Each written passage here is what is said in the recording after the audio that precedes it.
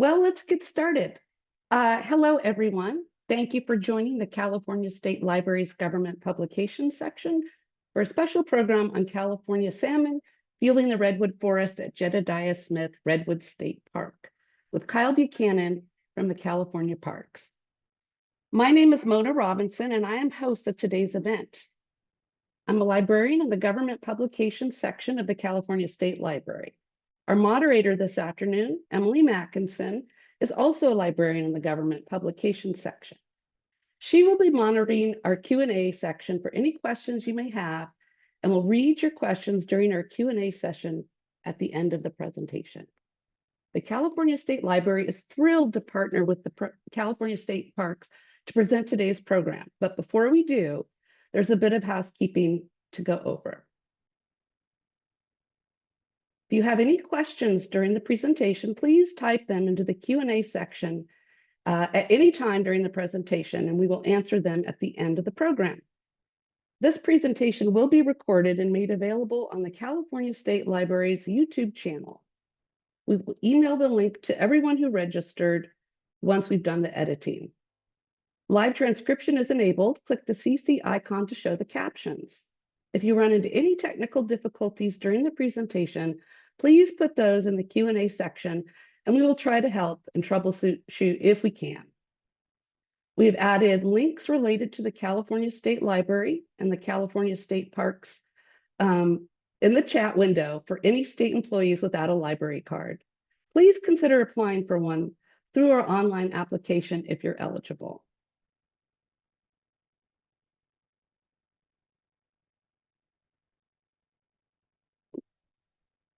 So now that the housekeeping is out of the way, I'm excited to welcome today's speaker, Kyle Buchanan.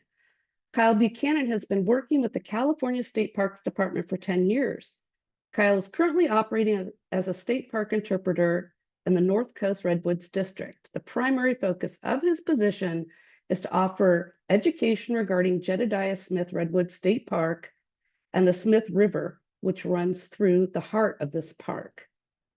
When off the clock, Kyle spends most of his time hiking, biking, and exploring this unique natural cultural resource California has to offer. So without further ado, please join me in welcoming Kyle live from the Jedediah Smith Redwood State Park in beautiful Northern California. Awesome. Thank you for the introduction. I'm super excited to be here today. It always takes a lot of work to do coordination and connection testing for these programs, but it's awesome when they come into fruition. Now, before I dive into today's program, which is California Salmon Fueling the Redwood Forest, I did want to do some introductions, a little more introduction of myself, then also introducing this unique location that I'm at today. So they've already mentioned that my name's Kyle Buchanan, and I've got a name tag up on my screen with me today. But I wanted to talk about my state park journey, which started all the way down south in Southern California, working for some state beaches in North Orange County known as Bolsa Chica State Beach and Huntington State Beach, doing different campground procedures and working in day use parking lots. And after a couple years of working there and attending Cal State University of Long Beach, I was able to transfer up here to Northern California to work within the North Coast Redwoods District. Now, my job within state parks changed drastically with that transfer, and now I work within interpretation and education with state parks. So instead of working in campgrounds, I'm doing more school group education with the parks and a variety of different tours and campfire programs here at Jedediah Smith Redwood State Park. And actually, I do these live streams a good amount with state parks through the PORTS program, which stands for Parks Online Resources for Teachers and Students, and talk about salmon with different classrooms all around California. So you'll probably notice some tools that I'll use throughout today's program that you could see being used for certain grade level students. Now, doing an introduction for this location, Jedediah Smith Redwood State Parks, is a bit difficult because it's kind of a unique park for California state parks. We have about 280 different state park units throughout the entire state, but up here at Jedediah Smith Redwood State Park, we're part of a unique partnership that's beyond just California state parks. And this partnership is between three state parks up here in California. We have here Jedediah Smith Redwood State Park, Prairie Creek Redwood State Park, and Del Norte Coast Redwood State Park. And we have a national park, Redwood National Park. And all four of these parks, three state and one federal, are working together as Redwood National and State Parks. So this is a really unique partnership that's been going on for decades and has looked a lot of different ways, but it works really well up here in the Redwoods because it's a lot of people working within the Redwood Forest, all with the same goal, to really protect and share this location with people that are visiting and people that are attending our programs. So it's a pretty unique situation where we do have this partnership. It works out really well because there's a lot of people working towards the same goal, and I just happen to find myself in the middle of it. So this is one of those parks. And in addition to talking about this park, I did want to show everyone where we are located on a map. So I'm going to pull up a California map just to show everyone, if you are curious about visiting this state park, how you would get here. So earlier in my introduction, I mentioned that I worked in North Orange County, and I'm originally from Long Beach, California. So down there in Los Angeles County, and you can see our entire state on this map. And now I found myself all the way up where that red star is located. So I'm very much in that last little northwest corner of California. Just to give everyone some reference, if I were to hop in my car and drive north from this location, it would only take me about 20 minutes to cross state borders into Oregon. And if I were to drive west from this exact location, it would only take me about 20 minutes to get to the beach. So that very northwest corner of California is where I'm located at. It's also where the rest of those Redwood National and State Parks are located. So really far northwest. And beyond showing you on a map, I also want to do a 360 with the camera just to show everyone what it looks like at this location.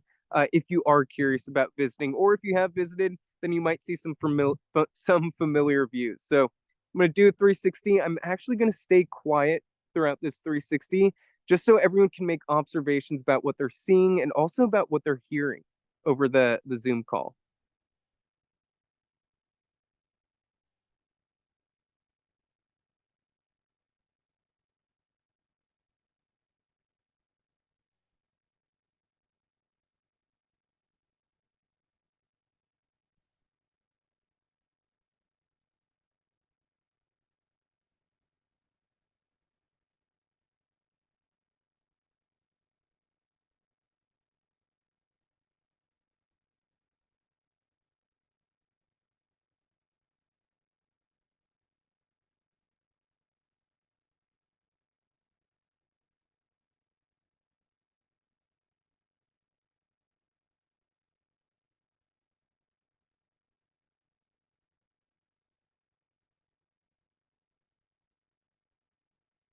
So really gorgeous, really quiet, really serene, and a really awesome place to work and call home at this point.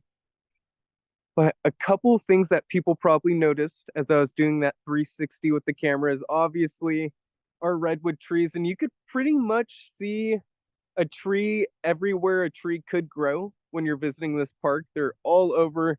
We have some of the really large redwood trees. We actually have some of the largest redwood trees by mass. And although I can't be inside of the forest today because there's just not enough connection, I'll pull up a picture of one of my favorite trees within the park to share with everyone. But an extremely flourishing redwood forest up here at Jedediah Smith Redwood State Park. That gives you an idea of how large some of the trees are when you're hiking throughout this location. But another observation that was probably made by most people was this river running right behind me. And this is known as the Smith River. And this is also extremely unique for California. The Smith River has one characteristic that really sets it apart from most of the rivers here in our home state.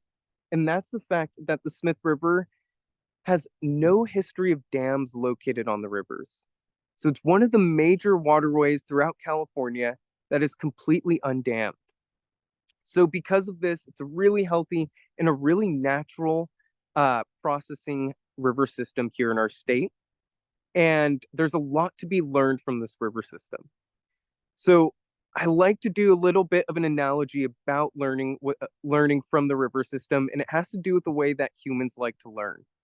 And usually, most people, when they attend a school or attend a work training or whatever it may be, usually they're sitting in a large room and you have all of the chairs set out looking at in one direction up at a teacher. And you have one individual, whether it's a teacher or a supervisor, whoever it might be, standing at the front of the classroom, disseminating all of the information while everyone sitting down learns that information. But within state parks and at this river system, we have a different form of learning that mirrors that sort of system of learning, and that's the fact that all of us state employees, whether you're a hydrologist or a geologist or a fisheries technician, whatever your job within the state parks is, you'll come to this location, you'll monitor the water level or maybe the fish populations, but you'll monitor this river system and you'll learn information from the river system that hopefully we can apply to different rivers throughout California. So that's why this is such a special river system for our state and a super awesome place to work at and to recreate at as well. So I think that was a fair introduction of myself and as well this location that I'm at today. And it's actually time to dive into today's program, which is salmon fueling the redwood forest. So we're going to discuss a lot of different topics. We're going to discuss first, we're going to go over watersheds and why this specific watershed is such a great location for salmon. So we'll pull up some maps. We'll talk about certain characteristics about this watershed that make it really healthy for salmon here in California. And then we'll talk about certain things that salmon might be faced with and certain threats to salmon. And lastly, certain ways that we Californians can help support our salmon. And then also certain things that our state is doing at a larger level to really support salmon populations. So we'll discuss all those different topics throughout today and then have a Q&A section at the very end. And if we go all the way back to that very first topic of talking about the Smith River Watershed, I do like to just kind of briefly go over what a watershed is in case anyone doesn't know the definition. But a watershed is an area of land in which all of the water funnels into one location. So it's an area of land in which all of that water funnels into one location. And one of the tools that I like to do with school groups, and maybe you'll have to explain what a watershed is to someone in the future, a great way to do this is just by having everyone cup their hands.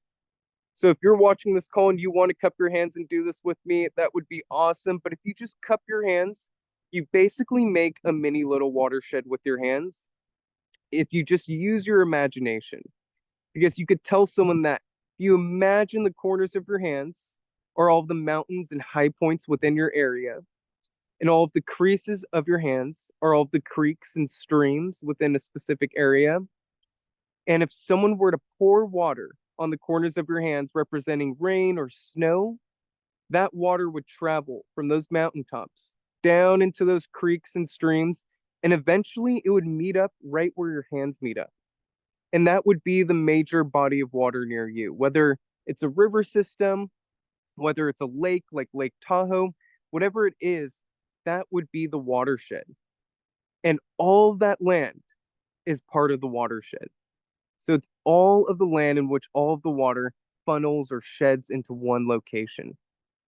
So I wanted to just pull up an image or a couple of images to talk about the Smith River watershed and addressing why it's so good for salmon within this location. So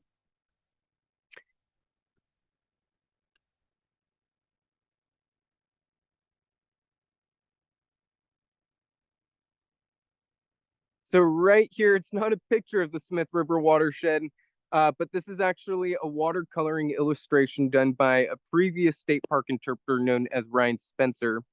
And this watercoloring is actually pretty representative of what the Smith River watershed looks like. Because if we take a look at this map, we can see down below, you've got a small town. And that would maybe be represented by Crescent City, which is our major population here in Del Norte County.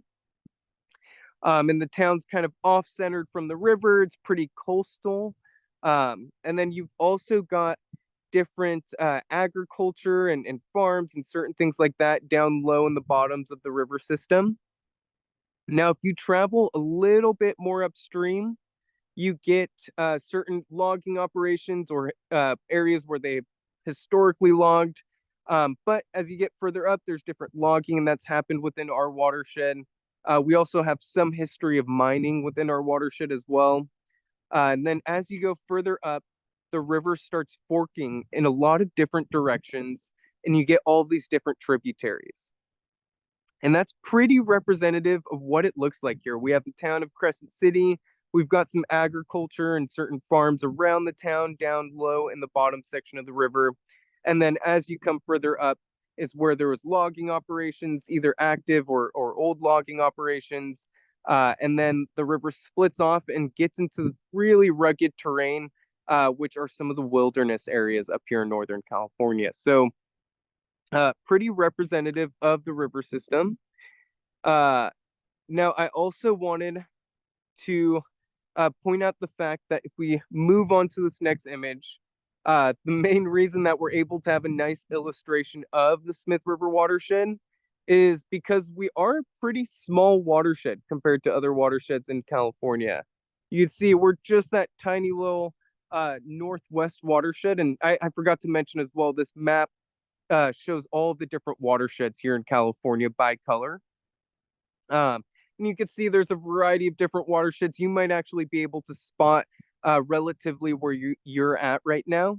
And you can see a lot of different watersheds in California are a lot larger than the Smith River watershed. So that's why we're able to have a nice little illustration of it. But all of us live in different watersheds throughout California. And ultimately, the way that I see it, anyone that's living in your watershed is then your neighbor. You guys are sharing the same water and using the same resource. So super cool to see this map and see all the different watersheds. But back to the Smith River. Here's a map of our watershed. You can actually see the thicker blue line is the main stem of the river. And then there's certain tributaries off of the watershed. Now, I'm standing pretty low on this river. I'm probably right around here where I'm drawing this red dot. And if I were to travel to the other side of our park right now, I would enter an area called Mill Creek. So Mill Creek would be this section of our river system. I'll try a different color than green. That doesn't work out too well. But that section of our river system, and it's a pretty large tributary to the Smith. It's a creek that goes for miles along Jedediah Smith Redwood State Park, and then also into Del Norte Coast Redwood State Park. So it crosses two of our state parks up here in the partnership. And it's a really large river system. And the reason I'm talking about it right now is because it's some of the best salmon habitat in the entire watershed. So Mill Creek is where salmon want to be. And it's within the park. So ultimately, because it's such great habitat for salmon, that's where a lot of the park efforts go. And it's where a lot of today's program's going to go, is to that Mill Creek location. So I wanted to really focus on the meat of the program, and that's why is Mill Creek such a great location for salmon? And it has to do with Mill Creek being a great home, a great habitat space. And there's a variety of different reasons, and I wanted to run through each one of those and spend some time talking about them. And one of the best things, one of the most necessary things for any animal to consider a location good habitat or a good home is the fact that there's food there. So Mill Creek is a really healthy location for salmon to eat their food at. And usually I'm talking about baby salmon. So right after they hatch out of their eggs, you've got really small salmon swimming throughout the river. One of the first food sources that salmon's going to be eating on are these tiny little bugs that live in the water, known as benthic macroinvertebrates. So these salmon will be foraging throughout the river system, looking between rocks for these tiny little bugs for one of their first food sources. And they'll eat these benthic macroinvertebrates and get larger and larger. And that's what will create an adult salmon. But it's very important that they have that baseline food to start their life. So Mill Creek has that, and it's largely associated with water temperature. So those benthic macroinvertebrates really need cold water, just like salmon need cold water, and it's largely associated to that food. So we know that salmon need a good food source as they're growing up. They need cold water for those first stages of their life. And I wanted to dive into why cold water is so important for salmon. And it has to do with the dissolved oxygen in cold water. So it's important for salmon and those benthic macroinvertebrates that they have enough dissolved oxygen in the water. And for this, I wanted everyone to put their chemistry hats on, and we'll do a little chemistry lesson. And if you can imagine that both of my fists are two little water molecules living in the river. As those water molecules are really cold, and let's say about 55 degrees temperature, they're moving pretty slow. And we know that molecules speed up as they get warmer and slow down as they get colder. So this water's nice and cold, so we get slow movement with those water molecules. But if we were to put a fire underneath that water, maybe you can imagine like a pot of water on your stove. And as that cold water's sitting in that pot on your stove, it's slowly warming up and you get a little faster movement. And as it's warming up, one of the first signs for us to actually tell that that water's warming up is when we notice all these small little bubbles at the bottom of our pan or the bottom of the pot. And all those small little bubbles are actually dissolved oxygen escaping the water as it's warming up. So that dissolved oxygen's escaping. Now, this is an extreme case of that dissolved oxygen escaping because we're boiling that water. But even increasing the water temperature from 55 to 65 degrees would do a similar thing. It wouldn't create bubbles, but it would dissolve that oxygen or allow that oxygen to escape. And that's what we're seeing as our water's slowly boiling on the stove. But once that water gets to a full boil and it's bubbling up and moving pretty quickly, that is no longer dissolved oxygen escaping the water. That is going to be water turning into steam.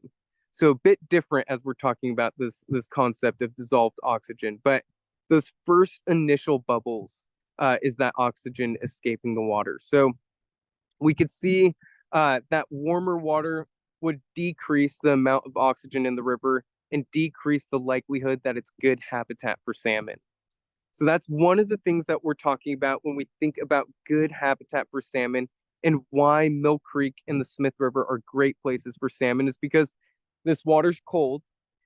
Even though it's kind of a warmer day out today and I don't have my jacket on, it's still really brisk to jump in this water. But also there's a lot of different bugs that live in between the cobbles. If I actually turn my camera this way, you could see a small, slow section of water in the river. And I guarantee if I were flipped a couple of those rocks, we would find a bunch of different benthic macroinvertebrates. So dissolved oxygen is really important for these salmon. Now I'm going to turn the camera back over. Now, another aspect that's really important for salmon as they're finding good habitat and finding a place to call home is the fact that there's good substrate there, that there's good rocks, good pebbles. And we can actually turn back to some of these rocks here as we're talking about these rocks. And what salmon are looking for in good habitat is really nice pebble-sized rocks. So they're looking for these pebble-sized rocks. So as they swim upstream to lay their eggs and create their nest, that salmon will be swimming up the river system looking for those right-sized rocks so that salmon can actually move those rocks with its tail. So that salmon will push those rocks aside, nearly create a little hole in the river system, and lay their eggs in that hole and cover them back up, creating a nest, or what's known as a salmon red. So that's what salmon are looking for as they're swimming up the river. And it might sound like a simple thing that the river has nice sized rocks, but there's a lot of processes that go into the fact that the rocks are there for those salmon. So we have to think where these rocks started at. Most of these rocks that are right behind me probably started miles upstream and maybe all the way at the top of some of the mountains inland of me right now. And as those rocks fell off those mountains or these large boulders found themselves in the river system, it took years and years of storms and the river level rising and creating a fast rushing river for those rocks to slowly erode and break down and float down the river system until they're right behind me. So that process is super important for these rocks to eventually get here and provide good habitat for some of the salmon. So we can see that it's a lot longer process than it sounds, but it's important for those salmon to have rocks. We could also acknowledge one last thing that salmon are also looking for. It's not the reason why they love the Smith River and Mill Creek, but salmon do need a nice, healthy ocean environment. So that's also important. I did just want to mention that as we're talking about salmon because they live in both environments, spending a portion of their life in freshwater bodies of water, and then the other portion of their life out in the ocean. So I'll be focusing mainly on those aspects of the freshwater, which I just listed off. Now, some of the things that can really threaten salmon or threaten their habitat is a large range of things. So I was just talking about some of the rocks that are right behind me and making sure that salmon have the right substrate to create their nest. Well, one of the things that can disrupt that process could be if there is a large major dam right in the middle of the river. That would really cut off the supply of these rocks moving down the river system and supplying salmon with large amounts of rock or with those pebble-sized rocks to create their nests. So dams can sometimes be an issue for salmon and their habitat. We can also see that salmon would struggle getting behind the dam in some cases. Now, there has been a lot of creative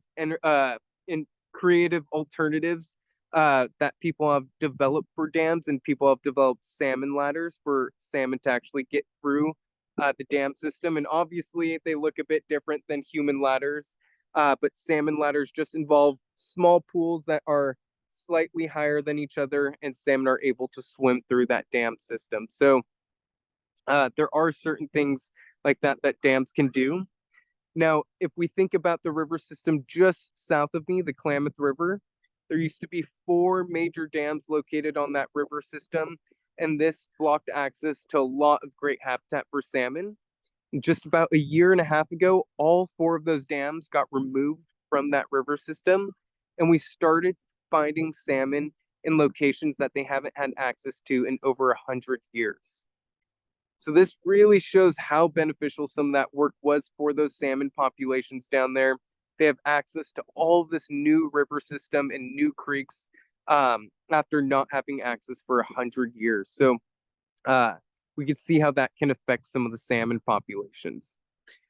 Now, getting those dams removed was a large push and took lots of advocacy work from lots of different agencies in the Yurok tribe. So large pushes like that aren't something necessarily that we can contribute to as individuals, but maybe something we could contribute to as a larger collective. Now, I wanted to talk about some of the threats that we can also talk about and alleviate just as an individual. And it has to do with some of the fact that salmon are heavily sought after by predators. So it's one of the reasons why salmon are so important is that all the animals out here love to eat salmon, and even myself included. And you could think about yourself, you probably love to eat salmon. I don't know anyone that doesn't love to eat salmon. Well, I do know some people, but salmon is delicious. And this is one of the ways that we can really help and protect our salmon. It's just making sure that we're up to date on the fishing regulations with salmon. That's one of the things that the state is doing as a whole to really help out those salmon populations is by creating certain regulations and really making sure that those regulations fit that specific river system. So that's one of the things that can be a threat towards salmon, but also something that we as responsible recreators here in California can really help out with.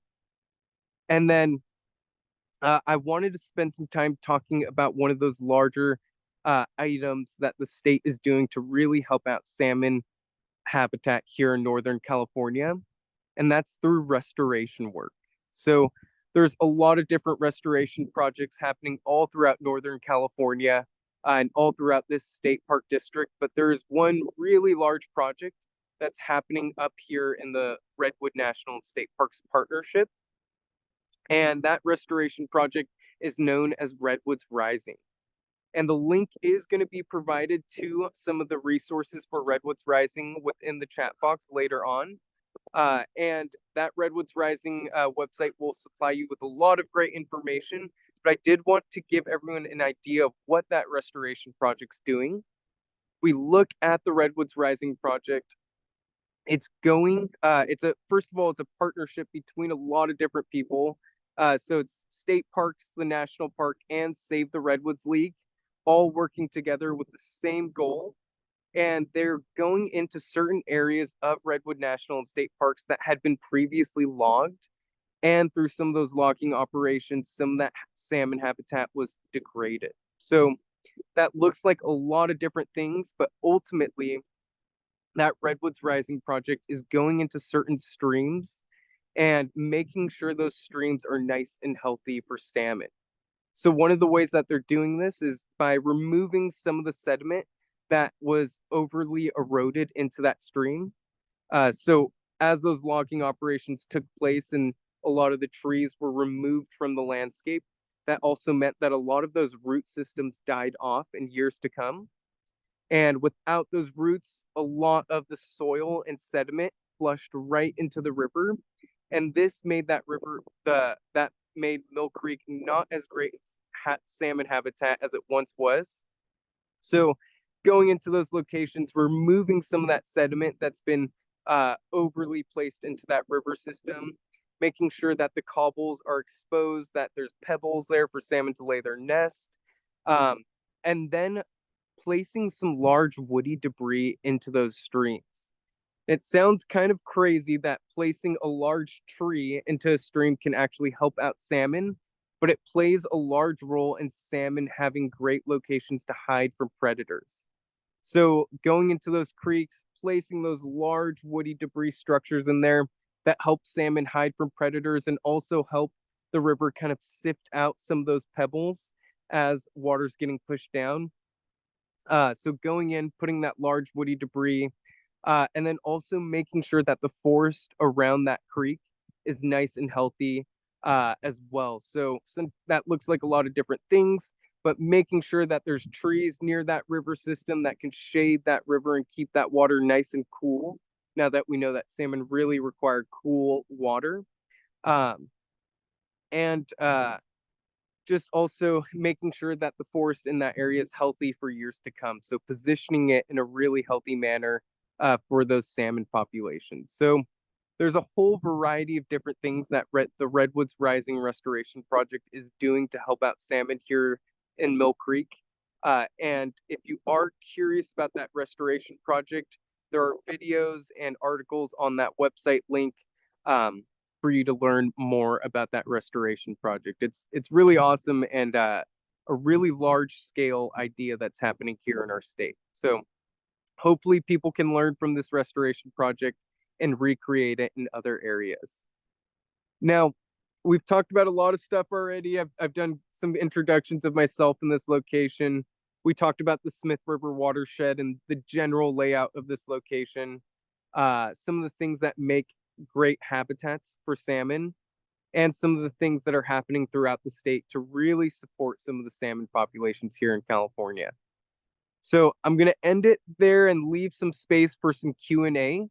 And I'll let one of our co-hosts provide some of the questions inside of the Q&A box.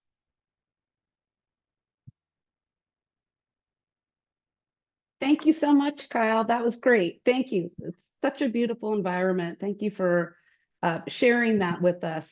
And we do have some questions that have come in. So I'm going to turn it over to Emily Mackinson. with the Q&A. And so for others who may have questions, please enter them in the Q&A box and we will get to them just as soon as we can. So thanks again, Kyle. Take it away, Emily. Hello. Hi, Kyle. Thank you for that great presentation. Very informative. We have a few questions already coming in. So the first question we have is, so you talked about the salmon and their lifespan, and someone wanted to know, where do the salmon go when they return to the ocean? So yes, salmon living a unique anadromous life. They spend or they're born into the river systems here. And once they're about a year and sometimes even longer than a year, up to 3 years old, they'll be headed out to the ocean and spending a large chunk of their adult life out there in the ocean. And it's been observed by different people in different areas what salmon will do in the ocean. Here in Northern California, our salmon will head out and often parallel the coastline, sifting for food and looking for different food options, getting larger and larger, and then eventually come back the same river system. Um, the part that I find super fascinating about them kind of paralleling the coast and coming back into the river system is that one of the major ways that salmon are navigating through the river system to find a great location to lay their nest is they'll use their sense of smell to try and find their natal stream. So they have a really sharp sense of smell in the water as they're navigating the river system as well. That's very cool. Um, this may be a repeat. You may have mentioned this during the presentation, but if you could just repeat, which variety of salmon call the Smith River home? Yeah, so for the most part, the salmon species that use the Smith River are coho and Chinook salmon. So those are the major two salmon species. Now we do have some other anadromous fish that do those large migrations. And one of those fish that live somewhat of a similar life to salmon are steelhead trout. Now steelhead trout, uh, they can do that migration more than once. So a typical salmon will head out to the ocean, come back, lay their eggs, and spawn and pass away in the river system. But steelhead trout have been observed doing it multiple times throughout one lifetime. And then those would be like the main species doing that anadromous life cycle. But we also do have lamprey and green sturgeon that have been observed in the Smith River that do these large spawning processes too. Wow, great. Um, what are the trends for salmon and steelhead escapement on the Smith? Are they increasing or decreasing? Um, Depends in certain areas. I don't have the data with me to really talk about that right now. Within some of those restoration sites where people are monitoring salmon populations, it's been pretty exciting to see certain creeks get opened up, and just within a year, we'll have we'll have plenty of salmon using that freshly opened creek. So there has been some of that observed that I could talk to, but in general, the whole watershed, I'm not 100% sure on. Great. Um, what are some major predators of salmon? There's a lot of predators of salmon. I mean, humans clearly being one that's involved. Here in the river system, one that I find super kind of exciting to watch occasionally is during that salmon spawning period. If you head out to the estuary, right where the river meets the ocean, you'll see lots of sea lions hunting for salmon, and sometimes you'll even be able to see river otters hunting salmon, which is pretty impressive in my eyes. Like a river otter, maybe about this large, taking down a salmon that's like nearly as large as that river otter. So that's pretty exciting to see. Now, once salmon have spawned and pass away in the forest and slowly float up to the banks of the stream, pretty much anything will love to eat it. So we get lots of black bears, foxes, and then some of our scavengers like turkey vultures, and now some California condors over the Redwood Forest, which is also a fun topic to talk about. But all of these different scavengers that will also utilize that salmon. Great. Someone asked, what's a good time of year to bring family to see salmons in the river? And possibly a related question, have the fall run Chinook started coming up the river yet? Yeah, so I'll answer that second one really quick and then go back to that first one. Um, so the fall run Chinook have started to enter the mouth of the Smith, but they have not made it too far up the Smith River as they are waiting for rain levels to increase and for there to just be more water in the river to make it through certain areas. So that, and then someone asked about the best time of year to come to our park and hopefully see salmon spawning. And in my opinion, it does change based on the rains, but late October and early November seems to be the most exciting time to actually see salmon jumping out of the river and visually see them making their large pushes up the river system. But it is quite variable because you never know if you're going to plan a vacation here and there might be a really large storm that's increasing the river levels drastically and you won't be able to see that. But that would probably be the best time, early November in my eyes. And I did want to mention one thing about the question before about predators of salmon. Mm-hmm. I mentioned all of these different predators for salmon, but I forgot to mention something throughout the program that I find super exciting. It's actually my favorite salmon fact in the Redwood Forest is that after these predators or scavengers eat those salmon and head off to the forest and dispose of their waste into the forest, eventually their scat will slowly decompose into the soils and basically be a natural fertilizer for a lot of the plants that grow out here. And they've observed through some of our redwood trees this nitrogen isotope that's typically only ever found in the ocean.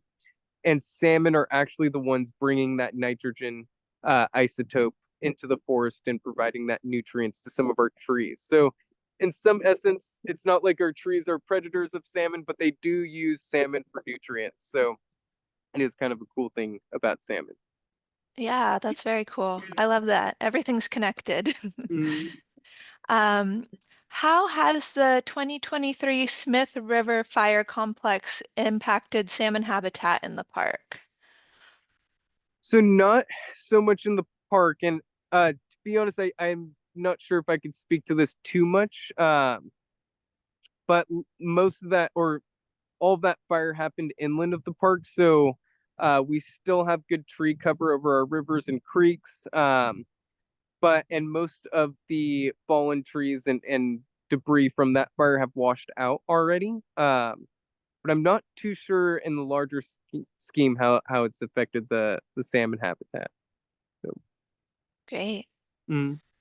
Has there been appreciable water temperature change in the Smith River in the last several decades? Do you know? I'm not too sure about that either. Yeah, another variable thing. I just don't have the data with me as well. Yeah, no worries. Maybe we can try to get back to that person later as well. A lot of great questions about climate change today. We often hear about drought impacting California watersheds, especially as historic weather patterns are disrupted. What kinds of challenges is the Smith River watershed facing due to climate change, if any? Let me think about that. Yeah, because they're yeah, I'll let me think about that. But in general, the Smith River, just to give some background, our watershed does receive a good amount of rainfall every year. So clearly, droughts can heavily affect watersheds and affect every component of that. What makes a good salmon habitat. But our watershed usually does get average around 70 inches of rain and even more in certain areas of the watershed. So uh, drought hasn't played too much of a factor. And yeah, I think that, yeah, so not too much impact as far as I know right off the bat. I know, yeah, yeah. So not too much impact that I could think of right off the bat. Yeah, for sure. This might be a good time to mention that we're having another webinar in a few weeks that, on Rancho Cuyamaca, and that does talk about watersheds. So if anyone listening to this webinar wants to learn more about watersheds, they might be interested in signing up for that program. This next question might be a little technical, so let's see. Are you aware of the chemical 6-PPD-Q? If so, can you speak to how this chemical has impacted salmon in this area? Unfortunately, I can't speak to that. Yeah, I'm not too familiar with that. Okay, yeah, no worries. Let's see. How do they remove sediment from the river? So some of those creeks that I was talking about, it's different depending on which creeks, but some of those creeks in the Mill Creek acquisition area were pretty much completely covered over with sediment, whether it was excess erosion from failing roads or in certain cases, roads that were plopped right on top of creek systems. So usually that involves heavy machinery.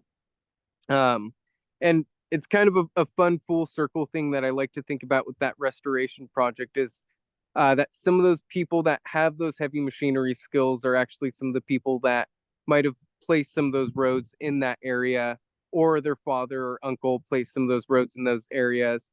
And now later on, with those same skill sets, they're removing some of those roads, or some of the failing roads in those areas that are filling in the creeks with sediment and fixing a situation inside Mill Creek. So yeah, usually done with heavy machinery though.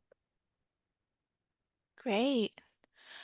So earlier in the program, you shared a map of the state watershed. Um, and we have an attendee who's interested to know if you know the publisher of that map. Maybe you could show it again real quick so we Yeah, all it know which map we're talking about. um I do it's not on the forefront of my mind right now, but it's the Watershed Atlas, I want to say. Mhm. Yeah, Okay, we but can try to look that up and maybe get that to the participant later. It's a really cool map. I love the colors. mm, yeah. Let's see. Uh, so going back to visiting the park during salmon season, are there kind of places or areas within the park that are the best for viewing salmon during the season? Yeah, I mean everyone has their own opinion. I actually really like this location for looking for salmon. If you're here on that right time frame, then sometimes you can see salmon jumping every minute right here. And then there are certain hikes within our park. One of our hikes, Simpson Reed Grove, uh, follows the Clark Creek for a small portion of time. And that's a really nice location where you're standing up high looking down on a creek and you're able to see salmon holding in certain areas. Um, and it does change depending on the year. So yeah, there's a variety of different places. If you are visiting our park, I would recommend stopping by the visitor center and asking someone where the where's the best location to look for the salmon at that current point in time. Great. And to clarify, we had a question about where exactly are you currently standing in the park? Yeah, I felt like I should have mentioned that. So, within Jedediah Smith Redwood State Parks, this river bar is known as the Walker Road River Bar. Um, Walker Road is one of the park roads at this location, and if you take that road all the way to where it dead ends at a river, that's where I would be at. Okay. And then so um okay, great. Um Someone asked how far upriver in like miles from the coast or the ocean do the salmon typically spawn? And is that further from where you are now or downriver about are you by about right in the middle? Yeah, I'm um I'm what I would consider pretty low on the river system right now. So most of those really good salmon habitat locations are further inland of where I'm at. And I'm about 10 miles from the river. So I'd say about 10 miles inland of the Smith River is where you start finding those really good tributaries for salmon. And they'll go further up. They'll even go up each one of the each one of the forks of the river. Uh, Now I don't know how far up each fork they'll end up going, though. Okay, Yeah, great. but mm. Someone asked, is it true that the Smith River is the cleanest in the lower 48? I've seen a lot of different speculation on it, but I've definitely seen people write that in different articles. But I have seen the opposite too. So I've seen us land on number one for certain articles, and as low as like number four in certain articles. So just depends who you're asking, I guess, and what they're using to classify the cleanest river. But we're definitely in the discussion, so that's the nice part. Um, Here's a fun question. Do you see any Ewoks in the Redwood Forest while you're there? So the Ewok population has plummeted in recent decades. They used to be a prevalent animal out here, but no longer prevalent in the forest. So, Great. And to anyone wondering, it looks like parts of the Star Wars movie franchise were filmed in that state park, the parts with the Ewoks. So yeah. May too the bad forest there's be none with you. around. Yeah. Okay, let's see. I think that may be all the questions that we have today. If there's any last minute ones, go ahead and throw them in the chat. But otherwise, it looks like we're wrapping up. Oh, looks like there's a couple more that just came in. Did you mention California condors are in that area? If there are California Yeah. in that area. There's a really cool reintroduction project with the California condors that's about 3 years old, I believe so. Don't quote me on that, but I believe about 3 years ago is when that they've started releasing condors over the Redwood Forest. This is a reintroduction program that's spearheaded by the Yurok tribe. Uh, and yeah, there should be about, I believe, 28 condors flying over the Redwood Forest at this point. And if we go all the way back to the beginning of the reintroduction program, it started with 22 condors total, California condors left on the world. So there's more condors flying over the Redwood Forest now than there once was in captivity for the reintroduction program. So very exciting, spearheaded by the Yurok tribe. And if you navigate through the Yurok tribe's website, you can find a live stream camera at the salmon or at the condor reintroduction facility. So you can watch condors right now. Okay, great. We've got a couple more questions coming in. I know we're wrapping up shortly, but a few more just came in. So, what is the biggest risk to the redwood forest? Is it fire, humans, pesticides? What do you know? I don't quite know the like what would really be the biggest risk, but just because someone mentioned fires and forest fires, definitely a large topic in California. I did want to mention that some of the restoration work being done throughout the forest is really also aimed at reducing that fire danger. So here at Jedediah Smith Redwoods State Park, most of our forests throughout this, or I guess not most of our forest, but a good portion of our forest, about 35% of the forest within the park is old growth. But that other nearly 2/3 is second growth forest that had previously been logged.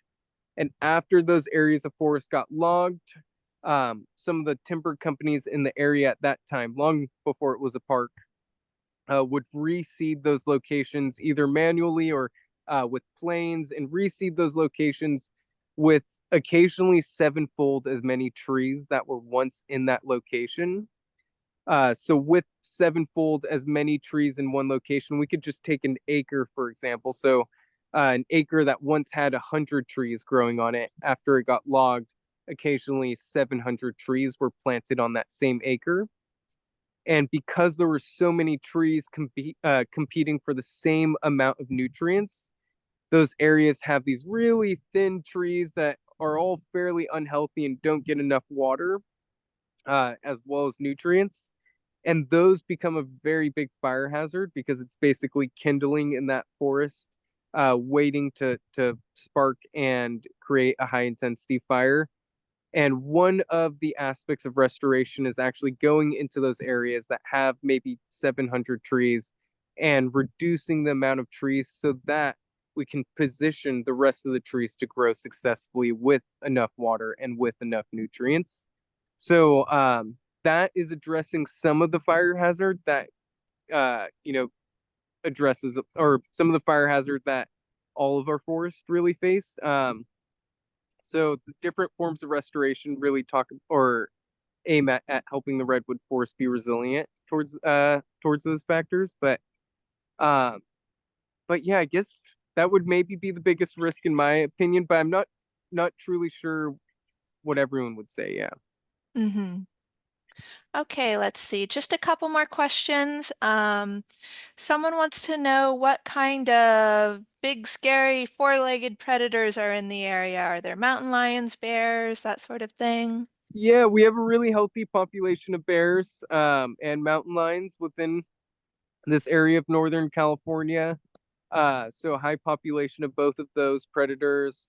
Um, in my opinion, I'm really fascinated with some of the smaller predators, four-legged predators in the area, and we have lots of different weasel species here, which are really cute, but also ferocious, depending on if you're look tasty to them. So those river otters, but also probably my favorite would be the Pacific fishers or the Humboldt martins, and they're really cute little weasel species, but if you happen to look like dinner to them, they can be awfully ferocious. So some of the weasel species are my favorite predators in the area. And then other wildlife up here, we do have Roosevelt elk, which are really large and charismatic. Um, just make sure that you observe those animals from a fair distance away. And yeah, those are probably, yeah, all of my favorite species up in this area. We also have porcupines, which is kind of unique for California. I personally did not know that California had porcupines until moving up here. So yeah, different animals like that. Great. Thank you so much. Well, I think it's time for us to wrap this up. Any questions that we didn't get to, we'll try to grab those from the chat and see if we can get some responses. Thank you so much, Kyle, for being here with us today. It looks like the weather has cleared up a little bit. It looks beautiful there. And I'll turn it back over to Mona to close this out. Hey, thank you so much. That was fantastic. Kyle, that was delightful. Thank you for sharing your world with us. And thank you, Emily. We appreciate everybody that has come today. I'm going to share our last slide. And thank you all. If you enjoyed this presentation, please register for our next webinar with the California State Parks on October 9th. We will be learning about watersheds and forest succession at Cuyamaca Rancho State Park. And it's not too late to register for Myth Making, Myth Breaking, California at 175, which is tomorrow at 4 p.m. Our California History section will be hosting a special presentation exploring how myths have shaped our ideas about California. For more information on this webinar and other events in the State Library, please consider subscribing to our News and Events newsletter. Thank you all for being here today. Have a great afternoon. And if you are ever in the Sacramento area, please stop by and see us. We're located in the Capitol Complex at 914 Capitol Mall, right across the street from the state capitol. So thanks again to everybody for being here. And we appreciate your support. And the California State Library loves California and loves the California Department of Parks. Thanks again, Kyle. Thanks again, Emily. And thank you for being here. So long.